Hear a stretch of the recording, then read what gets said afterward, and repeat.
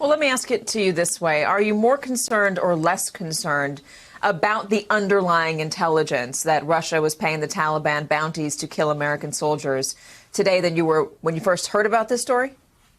Well, so I am more concerned at this point, and I am more concerned at this point because now, having heard from Taliban leaders that they're assessing and claiming it to be true, that we still have not seen a full-throated denunciation coming out of this White House. And in our briefing yesterday, that's what I said to the chief of staff, was that I want to see this president, this White House, say that they will get to the bottom of this. If there's any doubt in their mind as to whether or not it's true, I expect that they're going to lean into it, aggressively determine whether it's true or not, and take action. But the fact that we haven't heard anything to the effect of, if this is true, we wholeheartedly denounce it. We are offended at the fact that there would be bounties put on the head of U.S. soldiers in a war zone by an adversary nation. I mean, it's just unthinkable that we haven't seen that level of a response out of this White House.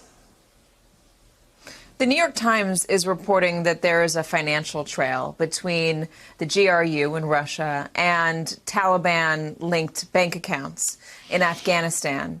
Are you getting enough information to satisfy your questions on that link?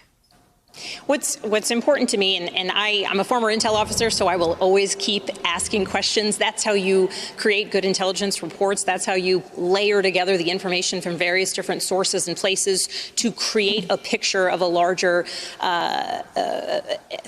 thing that happened, event that happened, or threat that exists. And I would like to see the entire body of Congress briefed by intelligence officials. I am glad that Director Haspel will be coming and briefing the Gang of Eight, but I do think it's incredibly important that the broader congressional body hear directly from her and other intelligence officials what exactly exists in the way of intelligence, what some of the sourcing is, as much as that information can be shared, so that people have a fuller understanding of the timeline of alleged events and what we know about them. Hello, YouTubers. If you're watching this, it means you've checked out our channel, so thank you. Now do me a favor, subscribe by clicking on that button down there.